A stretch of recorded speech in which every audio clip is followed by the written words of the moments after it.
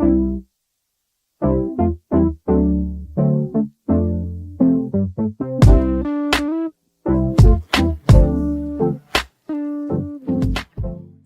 I'm Christina, and this is why I'm selling my cash flowing rental property. All right, I'll take you on a tour. This is the living room. It used to be burgundy and it was really ugly, and we painted it this light gray green. We also installed a new light fixture and that mirror. So this is the kitchen. It used to be this really ugly brown cabinets, and we painted it this white, added new hardware fixtures, and painted the walls. There's the hall bath. We have this bedroom, which we repainted. This kid bedroom, which we repainted. And then this is the master, which we painted. Then the master bath. This actually had a problem. The toilet was leaking, so all the subfloor was rot. So we had to pull out the flooring, subfloor, get new subfloor, new flooring, new vanity, new light fixture, and new shower head. And then most of the projects happen on this side of the house. Here is a living room.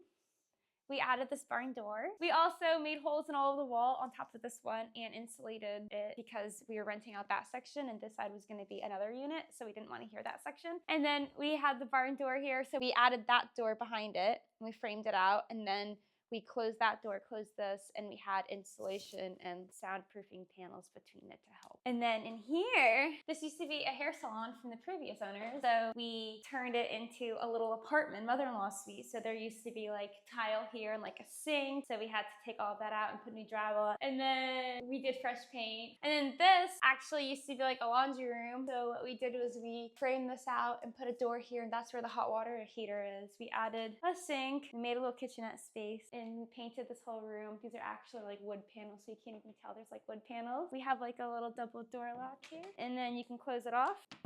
And then that was a unit that was rented.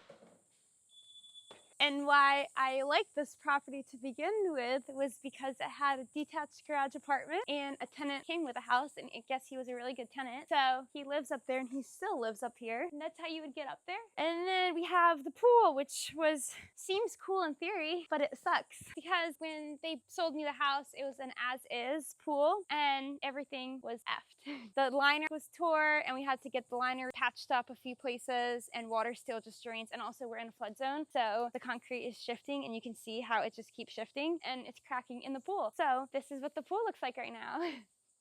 So it wasn't filtering properly, and we didn't know why. So we did a bunch of research, and they said to take the pool pump and dump all the sand out of that and put new sand in it. So we dumped lots of sand, and it still didn't work. So that sucked. And then also there's a well over here, and the well was broken. So we had to fix the well. We got a new well pump, and when you would put it in the water, it would be green. Then you'd have to add a lot of chemicals, and chemicals are very expensive. So then there's all of this land over here. There's like a completely second lot. And then there's like a creek over here, which is why we're in the flood zone. Oh, and you can also take a look over here. And look, we're in a flood zone, and the whole pool concrete is disintegrating. This is disappearing, falling apart. And this is the garage. It's a lot of space. I ended up putting wash machines over there because then everyone on the property could have access to them. I was being nice because apparently the guy upstairs was using a laundromat for like 6 years before this, so he was happy. It's a nice space. There's a completely full apartment right above this.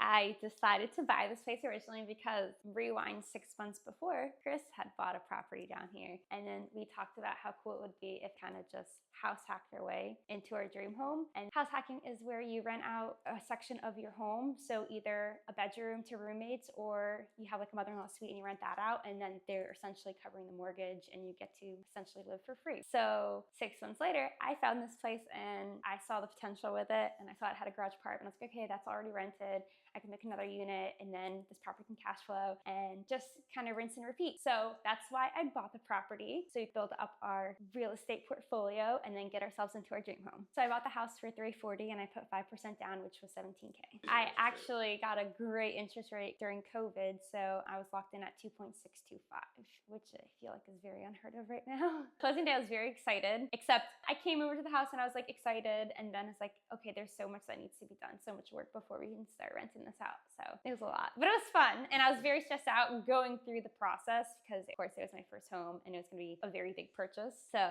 yeah, I was very nervous. The first 6 months, what I did was I rented it out to 2 girls, like the bedrooms. So someone had the master bedroom, then I had a girl in the kid bedroom, and then I actually was staying here in this room. And then I had someone in the garage, and then I actually had closed up that door over there and I rented that little mother-in-law suite. So everything was paid for and I had a free spot to stay here while we were working on properties / hanging out at the beach, which is awesome. And then after 6 months, I realized I hated having roommates.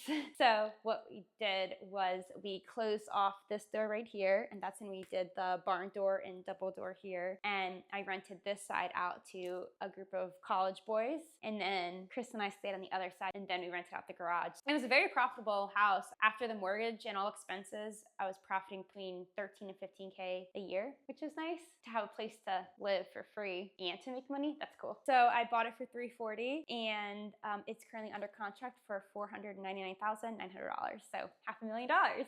Which is great. It's like a 47 or 48% return. I'm very happy about that. So there's a bunch of things that need to be done and be repaired at this house that I don't want to do because I don't live in this state. And here, this fridge, the ice maker doesn't work. Dishwasher, it is leaking underneath there whenever it is running. The garbage disposal doesn't work anymore. Oven is ancient. None of this works.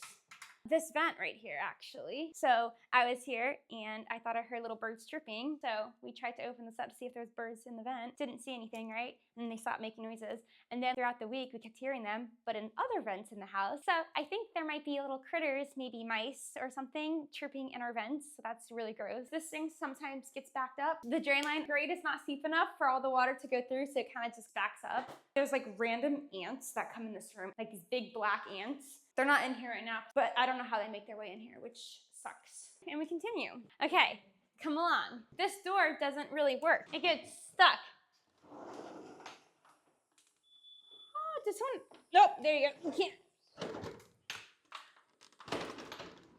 There you go. So the pool right now, we tried to drain it, and as we were draining it, water somehow got underneath the pool liner. So now there's like water built up under pool liner. Very sketchy. All of the concrete is cracking around the pool. The pool pump doesn't work properly. The shower sometimes backs up again because the piping is terrible. No matter how many times I call Roto-Rooter to fix it, the problem still shows up a few months later. This toilet doesn't flush. I definitely heard little critters in this vent. Then this room is fine. And then we have this room. The roof was leaking. Oh yeah, this fan is so cool. It only works if you push it. This one, as soon as you turn it on, it just fills up. I've had lots of tenants tell me that black sludge was coming up and then actually flooded the bathroom. And then this toilet also constantly leaks, so that's not great. At least it's sturdy because we have a new subfloor here. So there's cockroaches by the attic. And this room actually is the worst because I'm pretty sure this is the most moist spot underneath the house in the crawl. So they come up somewhere. I am selling because this house has a lot of headaches. It's a lot to maintain and we don't really have the time for it anymore. The pool's freaking me out. Flood insurance just keeps going up with FEMA and it's very expensive and I feel like the whole pool is just gonna cave in. The plumbing at this house is ancient. I know the HVAC system is gonna go pretty soon and I know the roof is about to go pretty soon. So those are other big ticket items that I didn't wanna have to deal with. I'm tired of dealing with tenants. I don't wanna be up in the Lord anymore. It served its purpose of getting us into our dream home and now that we're there, we don't need these houses anymore. So she's gonna be the first to go. The part that I'd be most sad about selling is that this was my first home. A little sad about that, and she had a pool, which is kind of cool until you actually have to maintain it and then realize that it's like falling apart in a flood zone. I would not do a property manager because I don't think it would make sense to pay them because they would take 25% of the profits. And at that point, it would make more sense to just sell the house and get the lump sum right now than it would take probably 35 years to get that exact same amount of money in cash flow from rent each month. Plus, we have a lot of big expenses that are approaching with this property. I would say probably around $65,000. So I would rather just use that money and invest it somewhere else. But I'm most excited about selling because I don't want to deal with the big hassle anymore. This is a lot of maintenance, especially managing from afar. It's been very stressful and I lost lots of sleep over the pool. I lost lots of sleep over just tenant issues on this property. I'm gonna be happy that it's done. And then also homeowners insurance and flood insurance just kept going up. And then also to get my big check. Thanks so much for coming on a tour and see why I'm selling the